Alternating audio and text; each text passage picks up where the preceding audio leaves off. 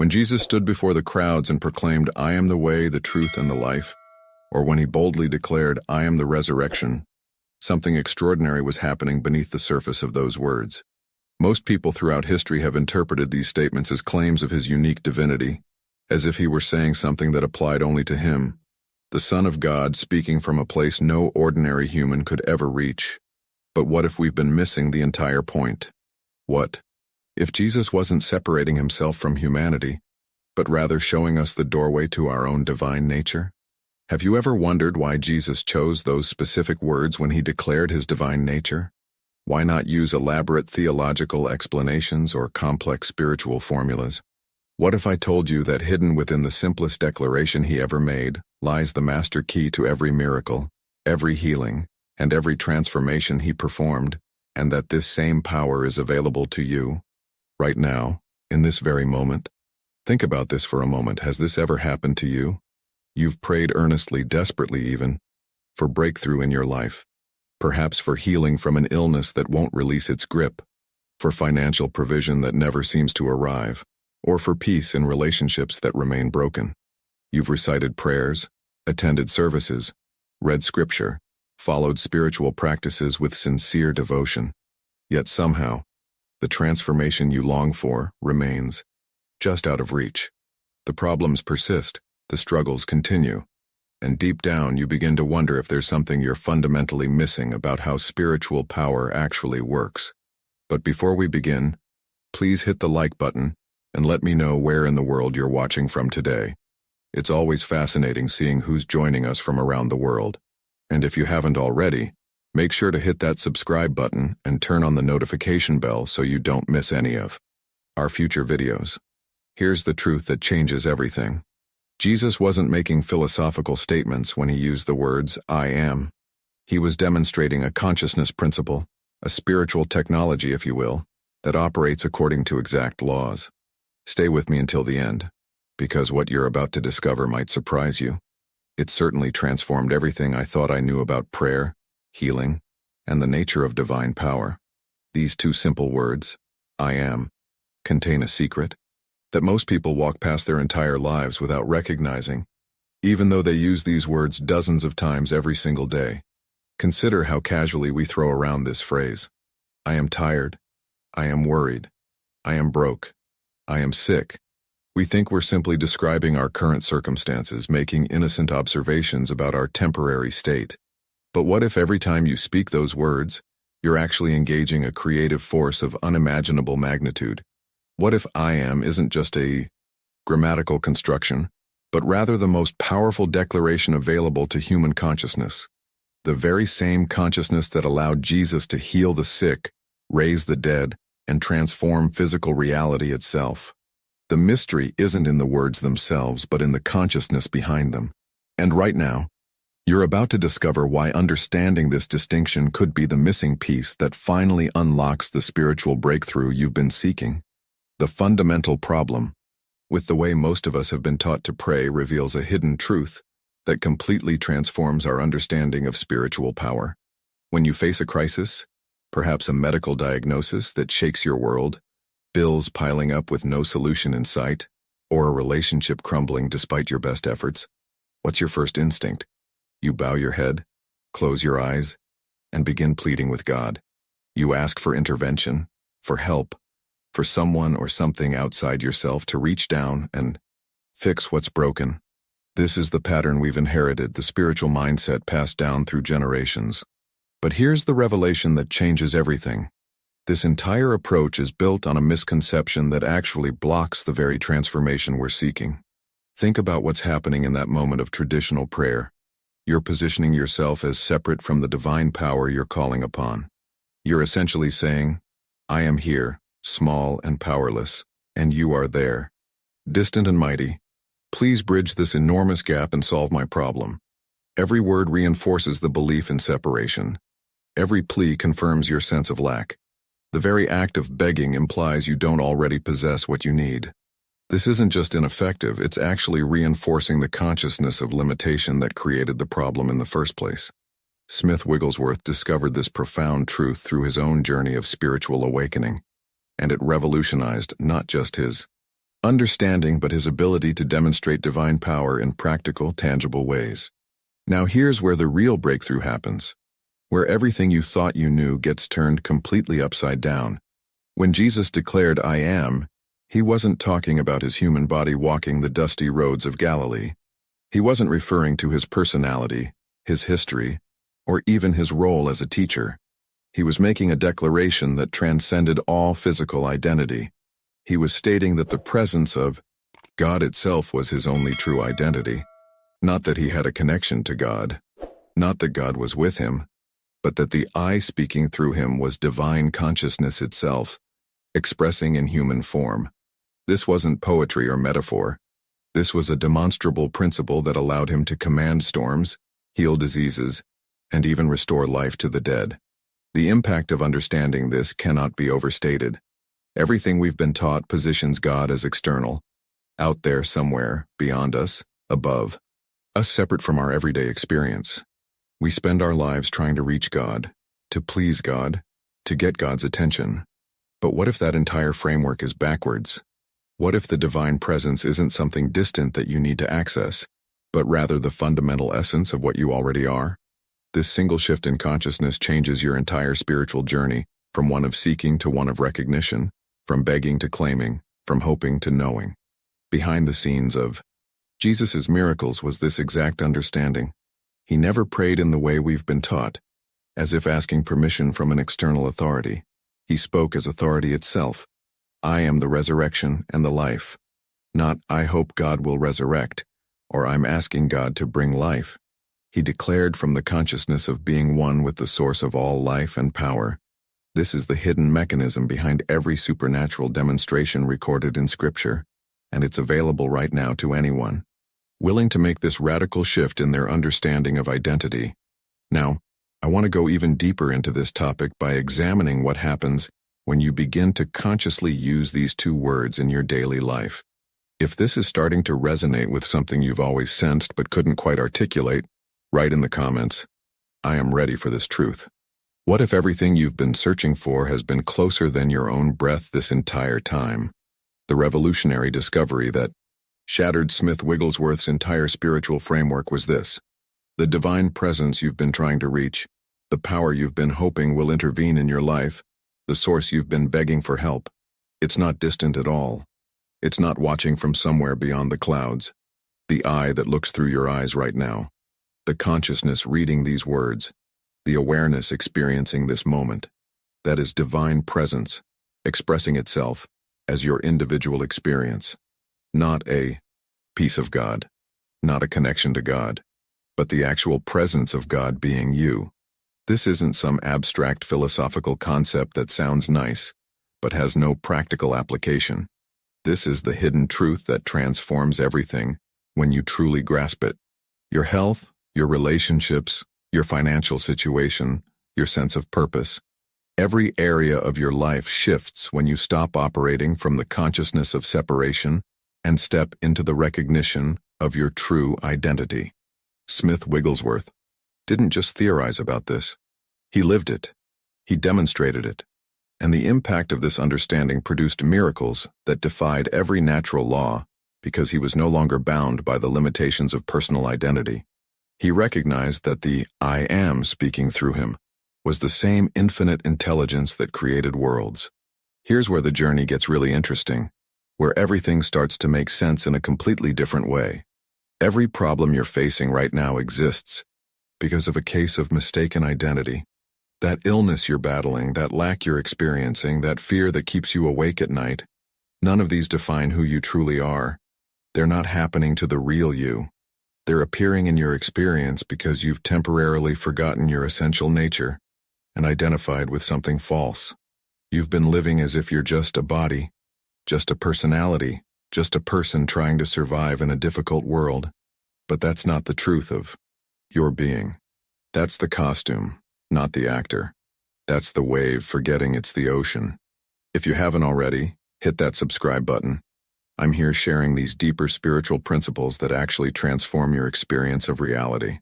Think about the profound implications of this. If your problems exist because you've forgotten your true identity, then the solution isn't about changing circumstances at all. It's not about manipulating conditions or forcing outcomes or working harder to make things happen. The transformation happens the moment you remember who you are, not who you hope to become, not who you're trying to be, but who you've always been beneath the layers of false identification. This is why affirmations often fail, why positive thinking alone doesn't produce lasting change, why you can't just think your way into a better life.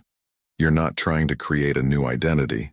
You're uncovering the one that's been there all along, buried under years of conditioning and misconception. The entire landscape of your reality shifts when you move from, I am a person seeking God's help, to I am the presence of God expressing in this form. Suddenly prayer becomes recognition rather than petition. Healing becomes remembering rather than achieving. Abundance becomes revealing rather than acquiring. You're not trying to get something from somewhere else anymore. You're allowing what's already present to become visible in your experience. This is the mindset shift that changes everything. Not gradual improvement through effort, but instant transformation through recognition. Now, I want to go even deeper into this topic by showing you exactly how this plays out in everyday language and why the words you speak after I am are literally creating your experience. If you're beginning to see how mistaken identity might be at the root of your struggles, drop in the comments. I'm ready to remember who I am. The most profound revelation in all of spiritual understanding is this. We've been living with a solution to a problem that never actually existed. For countless generations, religious tradition has painted a picture of God as distant, separate, somewhere beyond the reach of ordinary humans. We've built entire belief systems around bridging this supposed divide. We've created rituals, ceremonies, and practices all designed to help us connect with something we think is separate from us. We've spent lifetimes on a journey toward a destination that was never away from us in the first place. The gap we've been trying to cross was nothing more than a collective illusion, a mistaken perception that's been passed down so long we've accepted it as truth without question. Smith Wigglesworth's breakthrough came when he realized that every prayer asking God to come down or be with me was reinforcing the very separation that blocked divine power from flowing. The instant he understood that God isn't something external to connect with but rather the fundamental I of his own being, everything changed. Not through years of gradual growth but in a single moment of recognition. The foundation of his entire existence shifted from seeking connection to recognizing presence. This wasn't about believing something new. It was about seeing through something false. Now here's where this understanding becomes intensely practical and reveals the hidden mechanism behind why your life looks the way it does right now. Every single day, probably dozens of times without even noticing, you make declarations using the words, I am. You wake up and say, I am tired. You look at your bank account and think, I am broke. You feel pain and declare, I am sick. Someone criticizes you and you believe, I am not enough. These seem like innocent observations, simple descriptions of your current circumstances. But something far more powerful is happening behind the scenes of these casual statements. When you say, I am, followed by any condition, you're not just describing reality. You're actually claiming that condition as your identity. You're taking the infinite presence that you truly are and binding it to temporary, limited circumstances. Think about the impact of this.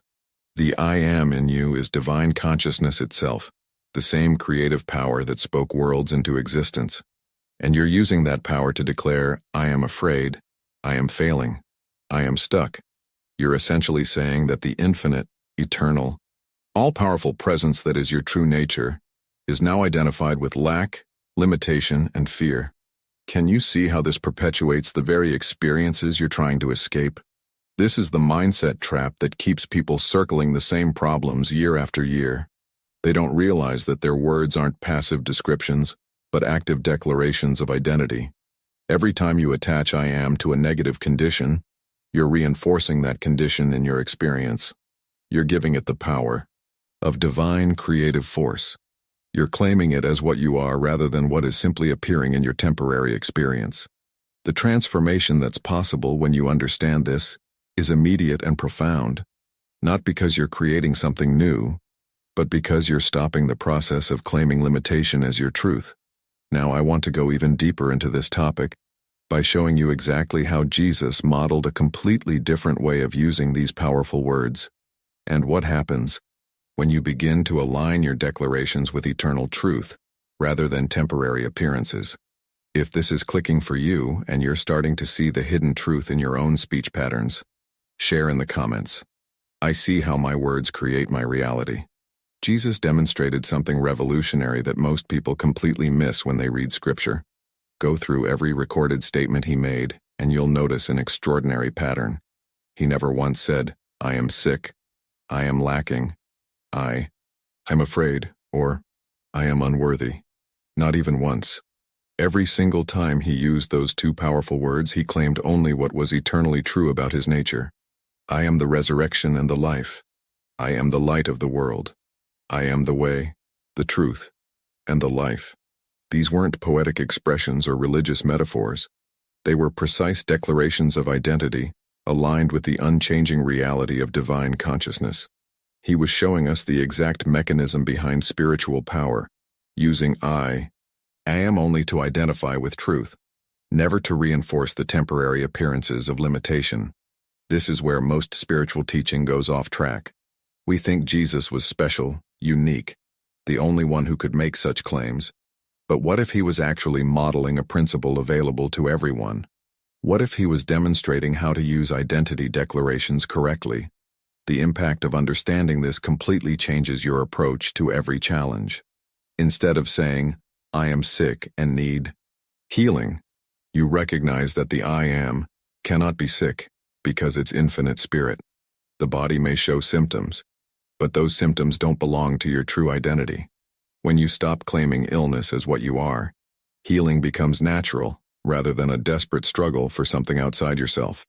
Here's the hidden truth that transforms everything. You don't need to work toward becoming the I am. You don't need years of meditation, spiritual practices, or religious achievement to finally reach some elevated state where you're worthy of divine identity. The entire journey we've been taught, this long, arduous path of becoming spiritual enough, pure enough, enlightened enough, is based on a fundamental misconception. You're not trying to become something you aren't. You're simply recognizing what you've always been beneath the layers of false identification. The divine presence isn't a destination you're traveling toward. It's the foundation you're standing on right now while you're searching for it somewhere else. Think about the freedom in this revelation. Every spiritual practice you've struggled with, every failure to reach some imagined state of worthiness, every moment of feeling not good enough, all of it falls away when you understand that you already are what you've been seeking. Your spiritual journey isn't about transformation in the sense of becoming something different. It's about uncovering what was hidden, remembering what you forgot, recognizing what was always true. The I am that you are exists in its complete fullness right now. Not 10 years from now after you've perfected yourself, not after you've meditated enough or prayed enough or studied enough. Right now, in this moment, exactly as you are, the infinite presence is your actual identity. This mindset shift changes everything about how you approach your daily experience. You stop waiting to become spiritual and start living from the recognition that you already are the presence you've been seeking. You stop trying to develop or create the I am, and simply stop identifying with what you are not. The fears, the limitations, the false beliefs about yourself that you've carried like they were your true nature. Behind the scenes of every problem, every struggle, every sense of inadequacy is this single error, mistaking temporary conditions for eternal identity. Now, I want to go even deeper into this topic by showing you the practical application of this understanding and how it dissolves problems without struggle or effort when you rest in this recognition. If you're starting to feel the truth of this, that you're not becoming something but uncovering what already is, type in the comments, "I am already whole." The practical application of this understanding reveals something extraordinary about healing that completely contradicts everything we've been taught. When you're facing illness, the automatic response is to say, "I am sick and I need healing." It feels honest, realistic, like you're just acknowledging the facts. But here's the hidden mechanism at work.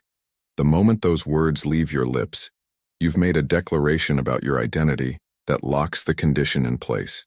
You've claimed that the infinite presence expressing as you The I am that is divine consciousness itself, is now sick. Can you see the contradiction? How can infinite spirit be sick? How can the eternal presence that creates and sustains all life be diseased? It can't. The body may be showing symptoms, absolutely, but those symptoms are not happening to the real you. They're appearing in your experience because you've identified with them, claimed them as what you are. This isn't about denying that symptoms exist or pretending everything is fine when it clearly isn't. It's about making a crucial distinction between what you're experiencing and what you are. The body is showing symptoms. That's a fact in the physical realm.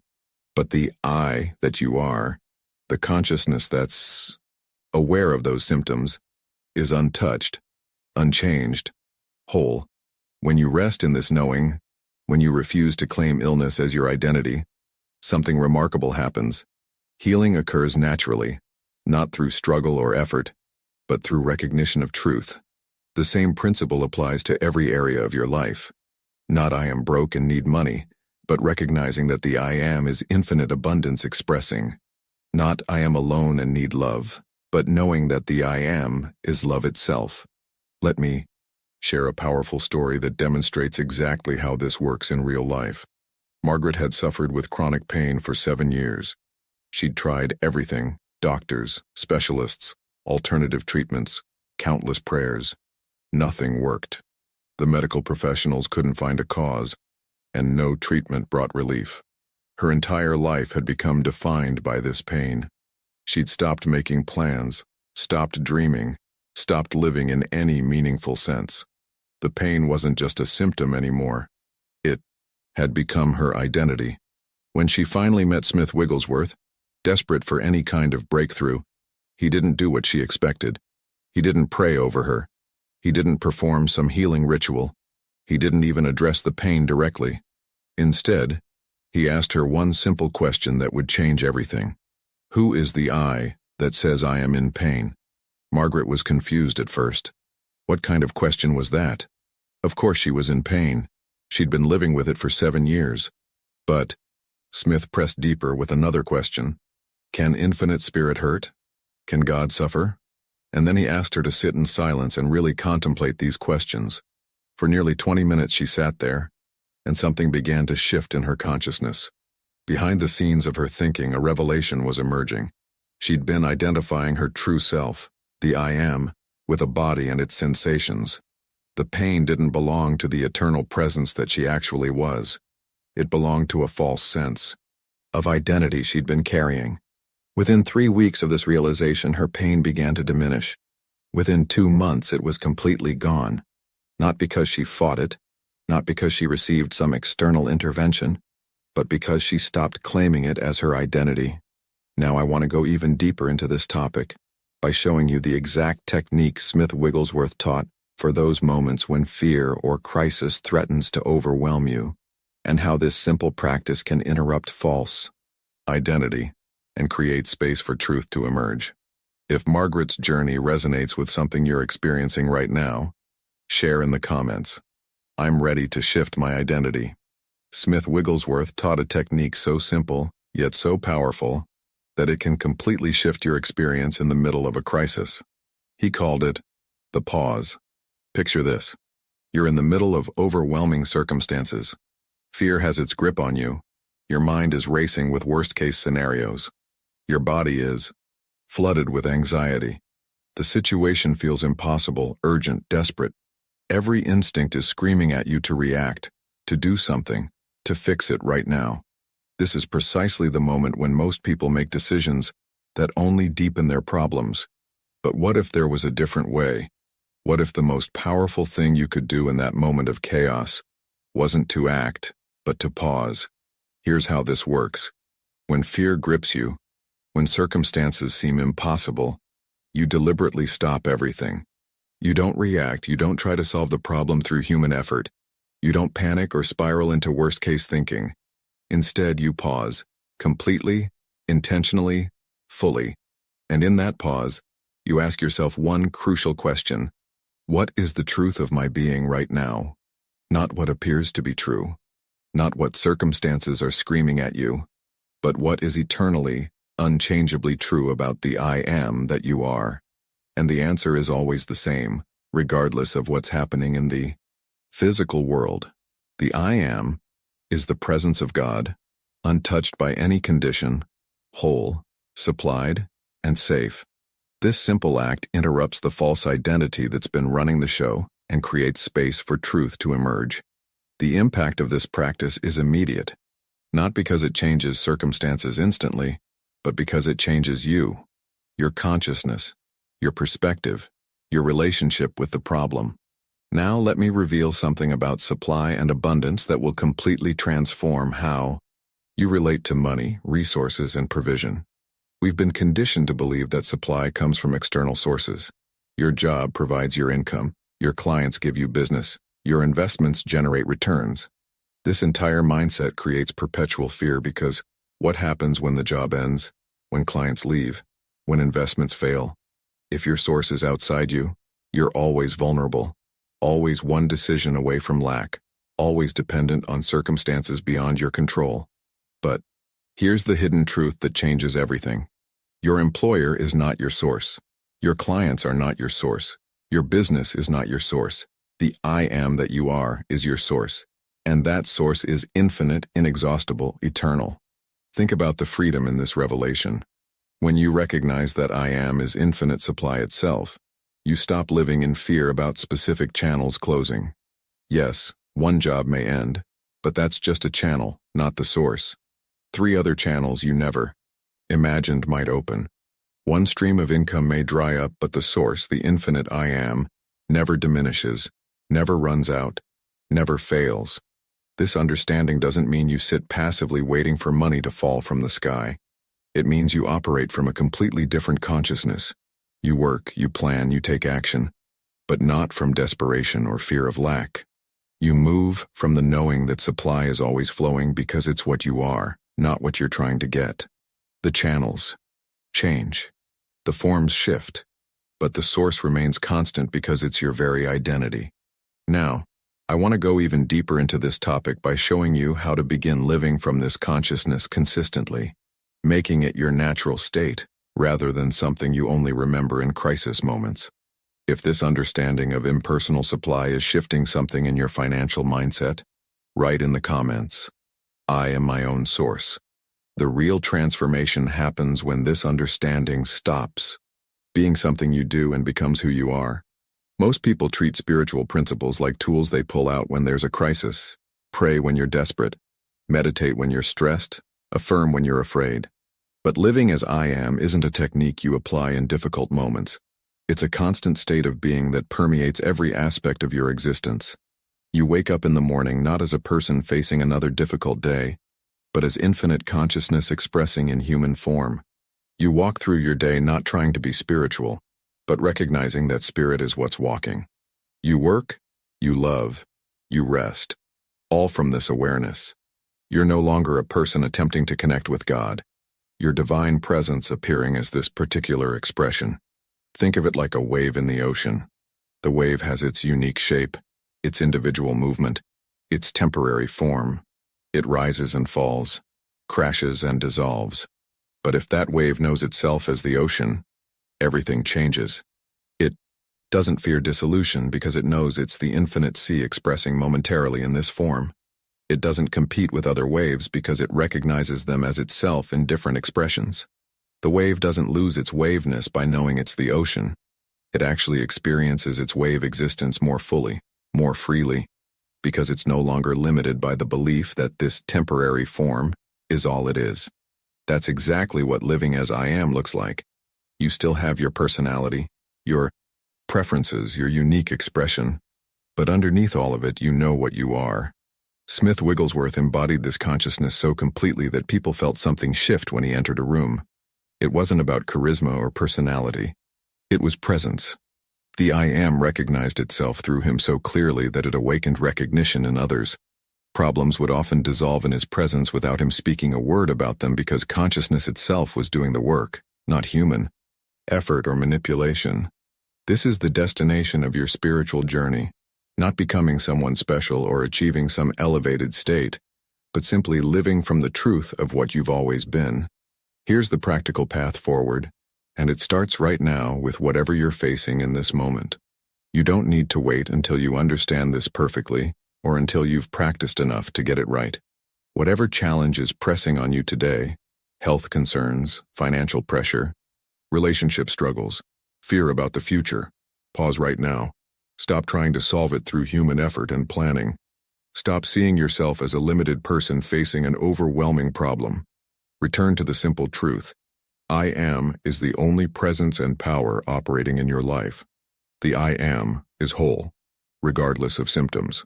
The I am is supplied, regardless of circumstances.